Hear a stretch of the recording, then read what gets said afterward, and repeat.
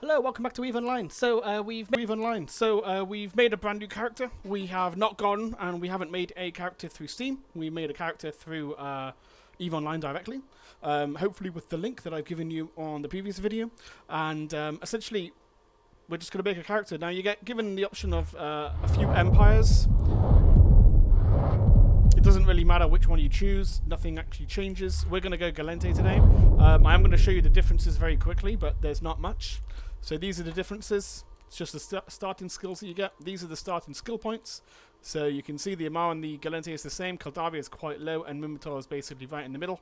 All of these skills here, and also if you follow them, and when you go through everything, so all of these common skills here, everyone is going to have these regardless of what empire you get. And these are the other skills that you get, the racial differences. So it depends on which one you choose. So for example, Amar is going to get Amar Industrial Level 1, Caldari Industrial Level 1, and so on and so forth. So if you're an Amar character, and this is what's very important, if you make a Amar character, you will get this skill, but you will not get this skill, or this skill. But that does not necessarily mean that you cannot train this skill. So if you really, if you got Amar and you really wanted to fly a Badger, for example, which is a Caldari Industrial ship, and you need Caldari Industrial Level 1, you currently have Caldari Industrial Level 0 because you start off with Amar Industrial Level 1, but you do not start off with Caldari Industrial Level 1. You start off with nothing. But it only takes like 9 minutes or something to train up to Caldari Industrial Level 1. So effectively, all of these skills here, it will take you maybe, I'm going to take a rough estimate, maybe 1.5 to 2 hours from starting a brand new character to train into all of these if you really wanted to. And then you've basically got a character which is a multi-empire character. And yeah, there's no change. It doesn't affect anything really long-term in the game. So, but today we're just going to go with Galente. There's some more information here. These are actually quite loud when I press them, so just excuse me for a minute. But yeah, that's about it. So you can read some other things, and you could have a look at what empire you want. But like I said, the empire itself doesn't actually determine any sort of long-term things with you in the game. Unlike other online games, where once you've started that character route and you've got that profession or you've got that empire that you've chosen, you're stuck with that for the rest of the game. This is not how it is in EVE Online. It's quite flexible. So yeah. This again here, it doesn't matter which one you choose. That's just it doesn't matter which one you want to go for at all. So let's just go with this one. Customize appearance. You've got a randomizer here. You've got the gender if you want to sort genders halfway through. You've got the zoom button, which you can do up and down with the mouse scroll wheel, or you can press this. I think. There we go. I've never actually used that part before. Could take clothes on and off. Woohoo! Oh yeah. Let's put this clothes back on. And you've got if you want to change expressions and stuff, there's a lot of modification here. You can do whatever you feel like. I think this as well makes them thicker. Yeah, she's got thick legs. Why not? Let's put those on. Big ass. Yeah, let's do it. Ooh.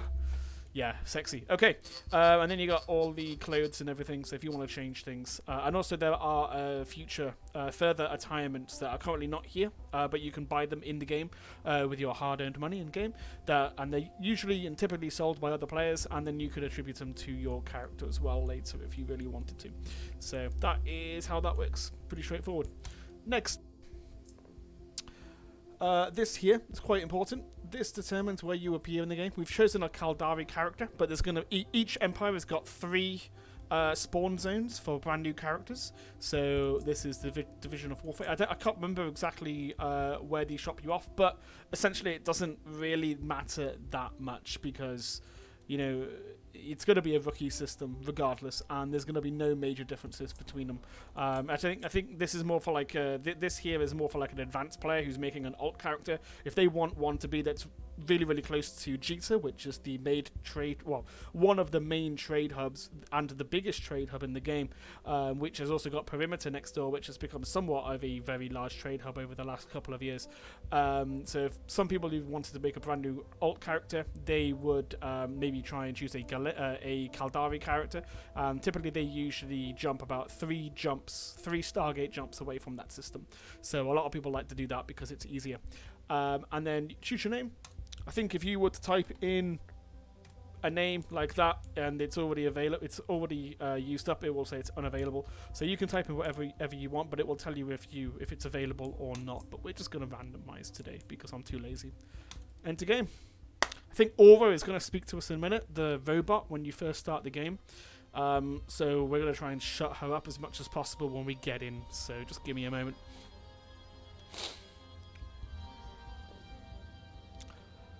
And here we are. We're loading grid. And she's going to start speaking to us in a minute because she's annoying as hell.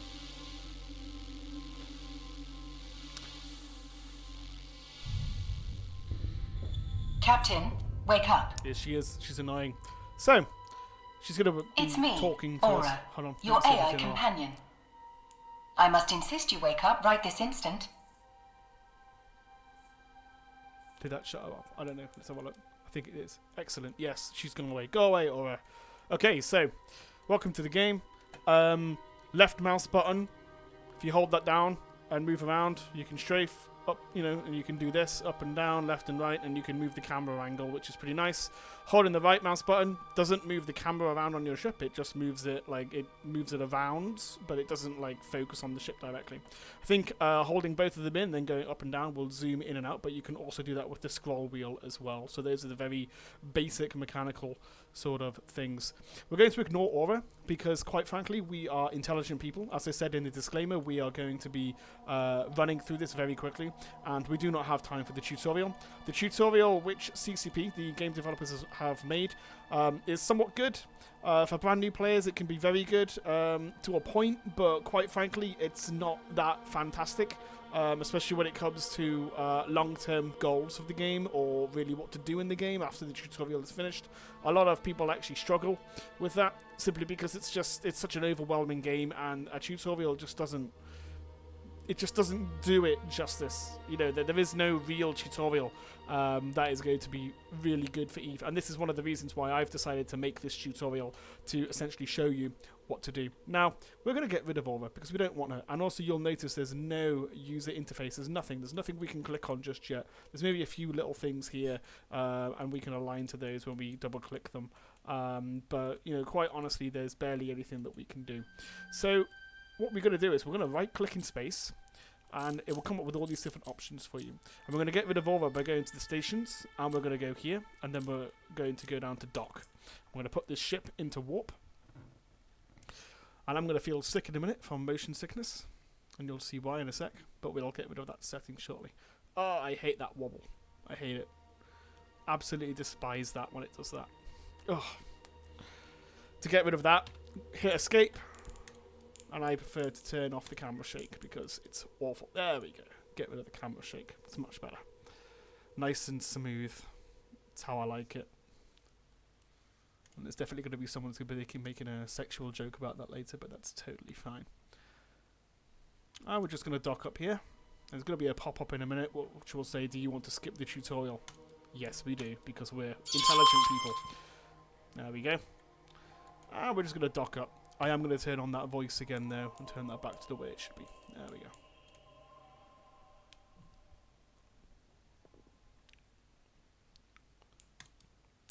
Okay, so we're docked up in our system, in the system that we were born in. So this is Durapant in Crux Constellation in the Essence region. So down here, this is the things that we've actually got today. Because we've signed up with the buddy link that I provided, or that someone provided to you, or that you made yourself, there is a reward of 1 million free skill points. And there's also daily logging campaigns. Currently we're in the hunt, but this will not always be here. This is 3 days remaining, so we will only get up to here at the moment. So I'm just going to grab those. And also the bonus skill points. These are very good for new players. I would recommend getting as many of these as possible, especially this. I think there's another one somewhere as well. I could be wrong. Yes, there's 2. So when you get these, I would definitely recommend logging in for 12 days in a row and just grabbing these. Even if you are not logging in to play the game, just log into the client, and when you're on the character screen, which I can show you now actually. Hold on. Let me just log this off. So now that you've made your first character, when you log into the game, you will be presented with this straight away. So this actually pops up, which is quite nice. And then you can just click claim. and that's it, and then you can log off for the day. So if you've got plans in real life and you can't actually play the game today, at least try and log in and collect your reward for the day, because especially when you're beginning, they are really, really good. You know, you get extra money here and there, and you'll be presented with this. So if you want more characters, you can add those, and we can go through the same process again that we've just gone through, making a character. But let's log back into the game again.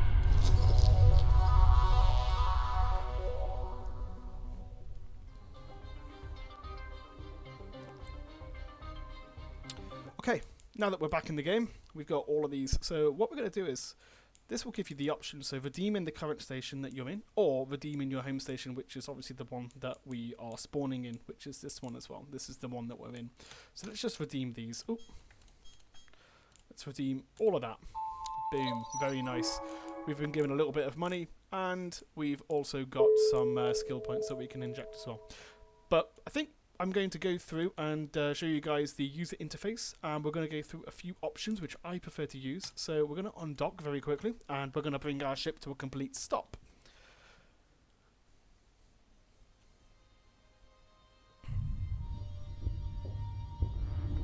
Okay, now that we've undocked, there we go, we can see around, and you'll notice now that we've got all this user interface sort of information that's popped up. We've also got this down here, and we're going to go through things one piece at a time. Now that we've undocked, we want to bring our ship to a complete stop, because as you notice, we're currently flying off at nearly 375 meters a second and decreasing, but that will eventually stabilize at about 350, and then it will stay at that point.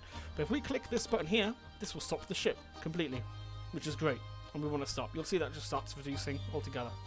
And we're coming to a stop, which is great. And we'll just sit here while we do this. So, welcome to Eve. This is where we are. You got all these toggles up here. The daily campaign, for example. Let's get rid of that because we're not going to be looking at that today. But we've also got things like the solar system that we're currently in. So you can just hover your mouse over this. This will give you the solar system that we're currently in. And it will give you all the information you need to know about the solar system, including the stations that are here, what services it provides, orbital bodies that are inside the system, including, you know, barren planets, for example, and you can warp over to those, but we'll come to that a little bit later. This is the area of the game that you're in, so this is the Constellation Window. The Constellation is typically a few systems like here, so these are the systems which are attributed to that constellation, and even larger you've got the region, and now each region has got a number of constellations, and each constellation has got a number of different systems, and I can't remember how many regions there are, but there's quite a lot in the game. There's a few thousand, you know, systems altogether.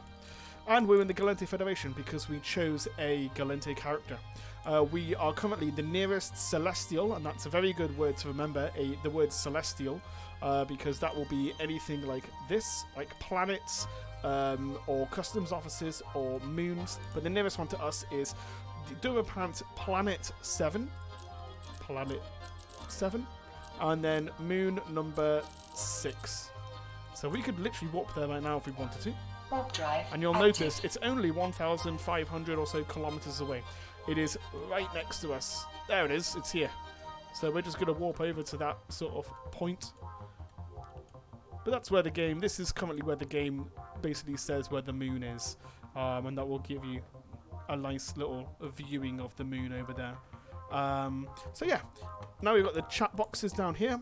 This is corporation chat. Okay, so that's very important. Every single character that's in the game is always in a corporation. Even if you're a brand new character, you are dropped inside a NPC corporation to begin with. The large majority of people who are in this are either going to be alt characters of people who have multiple characters and they're playing the game for a long time. We can have a look at this guy, for example. He looks like a brand new person, maybe, or a brand new alt person. But this person, let's have a look and try and find someone that's been playing for a long time. Yeah, this person's been playing since 2008, all the way down to the bottom. But he's recently left another NPC corporation and jumped back into this one. So he's only been a member of this corporation now for the last 30 days. So every single player is in a corporation, regardless of who you are and where you are in a corporation. Now, up here is the selected item. This changes depending on what you select. So if we hover over these items, these icons over here, and just click them, you'll notice that it changes. And a Chinese player has been on the server. So there's a Concord Police Captain. I can click that. and then that pops up, and then you get all these different options: approach, orbit, keep at range, look at, track. We can look at. Boom. Nice and easy. Very, very straightforward to do. But you can also do the same thing if you wanted to by right-click and look at, rather than going through the selected item. But the selected item box is actually very handy after a while, because there are certain times when you don't want to right click and then go to this like this, or and yeah, it gets a bit tedious when there's like a load of extra things. So sometimes if you just want to like click something here and then boom boom, it's very, very fast, very easy. You can just press this and then press that button, whichever button you need to press to get to it, and you're ready to go. Let's warp over to this mobile depot over here and just get somewhere on that grid over there. Why not? This is the overview. This essentially tells you what is on grid with you. What that means, what on grid means, is basically your local direct surroundings, which are right next to you essentially.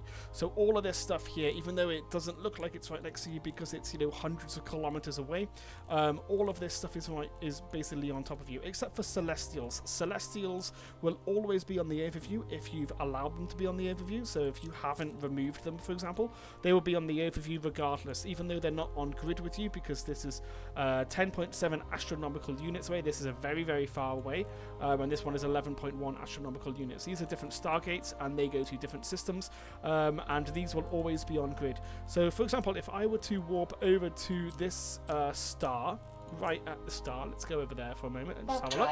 Active. You'll notice that this all of these here will go off because they're not celestials. These are objects here. They're just things that players have put in the game, and they will disappear about now. There we go. But the station is a celestial, so that station will stay there. So if you wanted to use that station, you can right click in the overview, right click, dock up, warp to, anything you need to do for that station, you can do it that way. Down here we've got the I don't even know what to call this, to be perfectly honest, the information box thing that's just, there's a load of things here. So we've got cargo. I personally though prefer to use this button instead. So there's two buttons you can use. You can use this one, or you can use this one. But this one up here actually gives you the Plex Vault, and we'll come to that in another video a little bit later. So I prefer to use this one because you get access to the Plex Vault, and that's just the way I've been doing it for a long time, to be honest. So I very rarely use this one. This is the tactical camera. I prefer to use this at all times, but without the tactical overlay. I find that it's actually better to use that than it is to use what we were just on, which is the orbital camera. Why? I'm not entirely sure. That's just the way I prefer to play the game. So I like to use it like this. These are the scanners. We will comment those on another video. They are very important, and they're far too complicated for this video. This is first person mode, so there are some people that play the game thinking you can use WASD. Not really how the game works. Like, for example, if I'm currently using WASD right now and it's just not working. I believe there are some things in the settings somewhere where you can actually do that. But honestly, I am not sure because, well, Eve just isn't played like that. Eve is not a WASD and shoot 'em up sort of dogfighting game like a lot of people seem to think that it is. So let's get back to tactical camera. Now this button right here is autopilot. Don't use it. The game will one day probably tell you, press the autopilot button and let's go and do the autopilot. No, just don't do it. Just trust me, just don't do that. There's way too many times that's going to go wrong for you. I'm not going to explain why, but trust me, just don't do it. Like, professional players who've been playing Eve for a long time, the only time they would actually use that, and I myself do use autopilot occasionally, but it's on very rare occasions, and the only time I actually use it is when I'm flying a ship or I'm in a pod that has got no implants and I don't give a crap if I die or whatever, and I'm going to the shop or something in real life to get a beer, and then I'm in a relatively safe area of space where it's very unlikely that someone's going to kill me. Then I'll maybe do it, and I'm not going to be upset if I get back and I do find that I have died and I'm back in station somewhere and I've lost everything that I was carrying. I'm just going to be like, oh, okay, fine, I died. But I took the risk of multitasking a real life thing and doing an EVE Online thing at the same time, because sometimes going from one side of the game to the other can take a long time. But and having an autopilot is nice, but in my opinion, it should be explained better in the new player experience when new players are coming into the game, because the autopilot it's just a problem. It's not good, and for new players use it all the time because the game tells them to use it, and then they get fucked by a really, really good player that's been playing a long time and who knows not to use it. They see the weakness in their ship and they take advantage of that. So yeah, let's not do that. So this little button here, though, this is called safety. And essentially this means that anything, if it's safety is on, which is green, you can do anything. This will prevent you from doing any criminal or suspect acts. So a suspect act would be stealing something from another player. So if another player blows up a NPC ship and that NPC ship has got loot inside it, if you've got this on green, you will not go suspect when you try and steal that. You won't even be able to steal it in the first place because the game will say, no, your safety is enabled, you cannot take this item. But if you were to turn that off and turn it to, say, partial safety, you can then take the item, but you will have a flag up here for 15 minutes where anyone in the game can legally attack you without being blown up by a big swarm of NPCs that come in called Concord, which we will cover in a future video, which will destroy your ship. You know, so they can legally attack you. Now, disabling safety altogether, excuse me, I'm hiccuping at the same time, but disabling safety altogether means you can fire on anything and anyone, anywhere. So right now, even though this is a brand new rookie system, I could go and shoot a rookie right now in the face and kill them, potentially, if I had enough firepower and the right skills and equipment to do it. I'm not going to do that, because it's not going to get me anywhere. And when I do that, because we're in high security space, and what that means will also be covered in a future video, will mean that I will lose my ship, and I will lose anything that I'm carrying. And obviously I don't have anything that's valuable right now, but it's just, we're not going to do that in this video. We will do that in a future video, and we will cover it again. But this is what that means. So if you want to be super safe and not make sure that you're not going to fuck up, keep it on green. If you know what you're doing, and you think that you may do something that is going to cause you to be a criminal, like a suspect, turn it to partial. And if you're definitely going to be shooting people without the legal reason to shoot them, turn it to red. And then you can legally go out and start murdering people at your expense, you know, straight away. From the start of the game, you can do that. Totally fine. This is your gun. This entire rack here, actually, when you hold down your left button and drag, you can drag this to whatever you want. These are obviously the hotkeys, so like F1, F2, F3, F4, F5, and so on. Alt and F2, Control and F2. So these are the hotkeys, so that's how the hotkeys are set. So if you want to start pressing that, that's why if anybody sees someone call someone an F1 monkey, it's because that person's got no other job except to lock and press F1 and shoot his guns at another player, and that's it. And it's a bit of an inside joke with the entire game. But if you wanted to move these along, you can do. When you've got multiple guns, you'll have F1, F2, F3, F4, F5, so on and so forth. But you can stack all of those together, and we'll go over that a little bit later.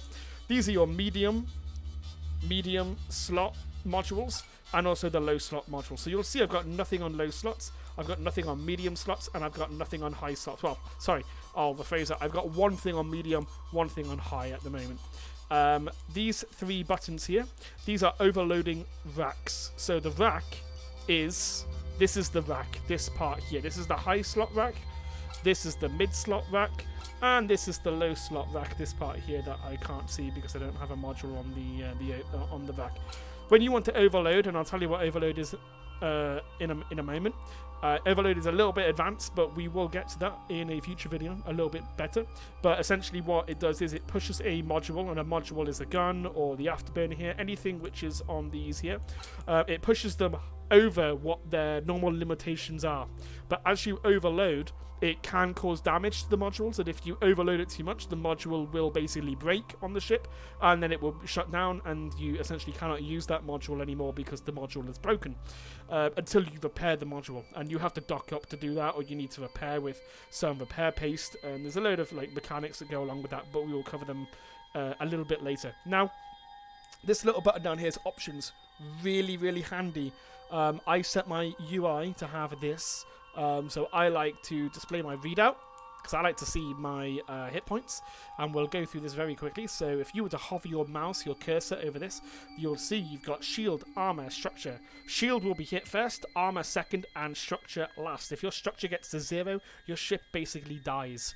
So I like to have the percentages here so I can see the percentages. I think there is actually another thing. Yes, display readout percentage. So at the moment it's display readout and both of those pop up. We've got the readout here, but you can also take off, you can toggle off the readout with the percentage, and it will actually show you the hit points themselves rather than a percentage, which is actually quite handy. But I personally prefer to keep it as a percentage. That's how I like to have it.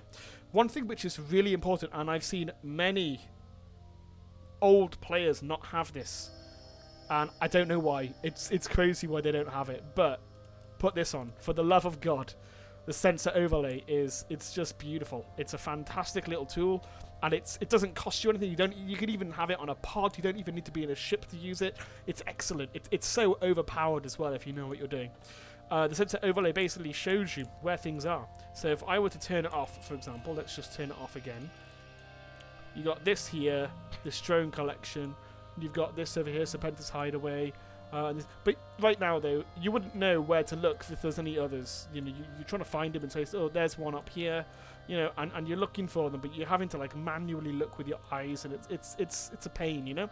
So, but if you were to put on the sensor overlay, you can see these objects because this one attributes to that.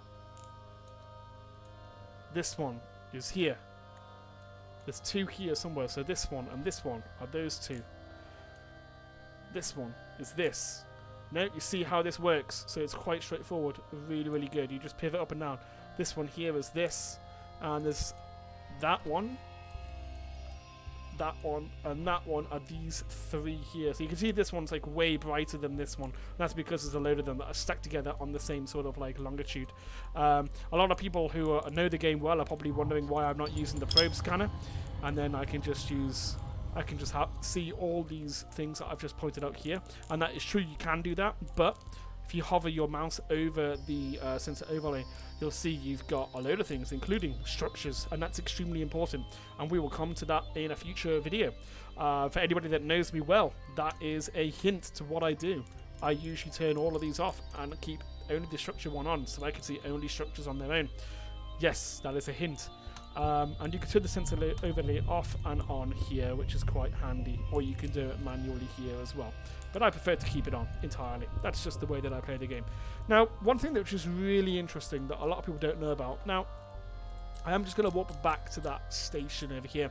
I'm going to show you quite interesting because even people that have been playing for a few years sometimes don't know about this. And when you're in a PvP situation, it is a very, very good tactical advantage to have this setting the way that I believe that it should be. Why it doesn't come automatic and why the game comes with a few handicaps when the game's first downloaded, I don't know, but I fully expect the game developers are way too busy making the game than they are to make it as efficient as possible for anybody. So we're going to have a look. There are all these little icons here. These little sentry guns. You got the station. You got that guy in a pod. You got these mobile depots here. You got this ship. Let's see what happens if I pivot my camera around like this. Let's move my camera over to the cargo over here, over to the inventory. You see that? They just disappear, right? But I'm just going to press escape on the top left of my keyboard. I'm going to go to display and graphics. Actually, is it general settings? Yeah, it's general settings. I'm going to have to window appearance. This one wanted to be 100%, and you want to disable the window blur altogether. And you'll notice they come back. You see? So you can't click on them, but they do come back. So you can see where things are. Let's go back and put that back on again so you can see what it looks like without. See, there's nothing. You don't know how many ships are behind there. You haven't got a clue what's behind it. If you were to turn off, now we can see 1, 2, 3 ships plus 4 sentry guns, 5 sentry guns. Yeah. Very important to have that as it is. And you can even see other people's ships. This is a player ship over here. You can't click on him when he's behind the window because the window takes precedent, but you can move the camera and you'll be able to spot things much easier. So this is another player. He's in his adventure. Looks like he's going out mining. He's got his mining lasers on his ship. So, yeah. One thing I didn't cover, I've just remembered, capacitor. Capacitor is essentially what it sounds like. It's a giant capacitor that's inside your ship. It has a shit ton of energy in it. When that energy runs out, you cannot use some modules. Some modules don't use capacitor. I think this one is one of them, but I could be wrong. No, it does. It uses capacitor. But we will cover, like, how all of the modules work in a future video and how things are all set up. But that is essentially the user interface for the game. I'm going to set up my normal sort of. So at the moment, the game is kind of. I'm going to just take it back to the way when the game first starts. This is the basic, normal, brand new character setup. This is what the game normally looks like when you've made a brand new character or a brand new account. But I'm just going to set the UI up the way that I have it set up. I'm not going to go too far into the overview just yet because that's a video just on its own, but I'm just going to move things around. So I like to have my selected items sometimes up here, but I also sometimes put it down here depending on what character I'm on, and I usually have it way smaller because right now, you know, there's why have all of this space just not being used? So I make it nice and small. I drop that right in the top corner. I like to have my overview a little bit narrower as well. Now I'll put that like this. Now this button here, this is the notification feed. You can click that and it will tell you things that are going on nearby and things that you need to know about. But with this, I don't like this down here because when that pings up, it's covering the space, you know, it's just annoying. So I like to click this and hold down left button and then you can move it anywhere you like. I personally put it right above my Eve time, and that's very important as well. This is Eve time, so this time here, the date and the time, is the server time. So whenever anybody is planning, when you make friends and you're in a corporation, if someone in the corporation is saying, you know, we need to meet at this time on this date, they're not talking about your time, they're talking about this time. So make sure you are good at being able to do the math and understanding that there are a few websites and some resources, or you can just ask your corp members for some help when it comes to making sure that you are on time for things that they're planning to do. So yeah, let's carry on moving things around. So these are the chat channels. Local channel. Very important local channel. A lot of people don't know about this. There are some people even today which have been playing for a few years and they don't really know about local channels so much. So what I like to do is with local channel, it's going to bring this down all the way to the bottom so we can continue to see things. I'm going to take these off because we don't need to see mobile depots at the moment. Local channel I like to shove maybe about here. I am just going to bring that down and bring that down a bit more. There we go. We'll put local channel just here. Now what I'm going to do with local channels, because you'll notice no one's talking in local because there's barely any real point to do so. There are some times to do it, but I suppose maybe 90 to 95% of the time you're not going to be talking in local. Local is more of an information sort of thing. So it is, and it was set out originally by the game developers to be a place for people to talk and chat. But as people became more suspicious and wary of each other, because Eve is a crazy game where people are going to backstab you at any moment, you know, we have a saying in Eve, loose lips, pod ships. So we don't talk in local. We try not to talk at all, if you can help it. So we're just going to get rid of that altogether. And we're going to bring this across as well, because we're not going to be talking local at all. And we're going to drag this down here like this. But one thing which is interesting is you will notice that local channel, it tells you who is in the system that we're currently in. So everyone here, including myself, which I can't remember the name of this character. Let's have a look. I don't even know how to pronounce that, but yeah, we'll just go with it. So that's me. But everybody else that's in this system is another player. And they're in this system where we are. So they can find me, they can shoot, you know, when you log in, they can shoot you. And they may be looking for you to do that. But I'm going to just change a few settings. So channel settings, we're going to change this to text only, which is only for this part. That will change the setting for this specific area of the window. We're also going to change this to show compact member list.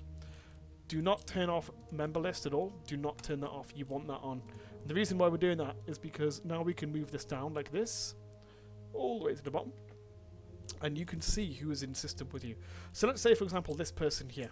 I don't know him, but let's say he is not a good person, and we don't like him, and he doesn't like you. So what we can do is with this person, we can add contact, and we can put this person as terrible something. Or we could do the opposite. If he's a really good friend, we could have him as blue. So you can put it as either there's bad in the middle, you know, on that side of the spectrum, and there's good, or there's neutral right in the middle. But typically everybody that you haven't got any sort of standings with is neutral pretty much to begin with. But let's just say that we don't like him. He's been a bad person recently. Going to add him as contact. Now, we know that he's in system with us. He's got a terrible standing to us. And let's say we're out mining and we're not AFK, because who the hell does that? You know, AFK mining, that's not a good idea. But let's say we're mining and, you know, everything's peaceful. Justin Trudeau, or however you pronounce his name, is not in system with us. But all of a sudden he pops in and we're like, oh shit, Justin's here. He may come and shoot us because he's not friendly to us and we are not friendly to him. And we know that he's just entered the system. So we've got that forward intelligence that he's just come into system. We don't know where he is, we don't know what he's flying, but we know he's here. And if that's the case, then we can warp off and we can dock up really quickly. So that's what's very important about having local open and being able to edit the standings so you can change people. So I'm just gonna remove the edit, the standing from this guy, because, you know, I don't know him. Remove. There we go. Let's just get rid of that. So he's neutral again. But yeah, that's essentially it. That's typically how I like to have my UI. It keeps things very open here. I am going to open this up a bit more though with the chat channels, and I'm going to bring down my inventory as well here. And I'm just going to keep that there. So this is typically how I have my normal setup. You've got your overview here for everything that you need to warp to, or you can right click in space and you've got all the celestials to warp to. You've got your local channel here for information on who's in system with you, if there's any enemies. You've got your inventory over here, so if you've got anything in cargo like ammunition that you need to get into your guns, you've got that here. And you've also got your chat channels down here as well. So you've got your corporation chat and the rookie help chat, which will be very handy for the brand new people to the game. And that's essentially it for this video. So hopefully there's been a few things that even some of the older players that are tuning into this video series has actually learned today. In particularly the, what's it called, the transparency little thing here. And also maybe some newer players that don't fully understand why local is used the way that it is. But yeah, that's probably, I'm probably going to end this video now at this point, and I will make another video in the future. I can't remember what the next one's going to be about, but we will find out soon. See you soon. Bye.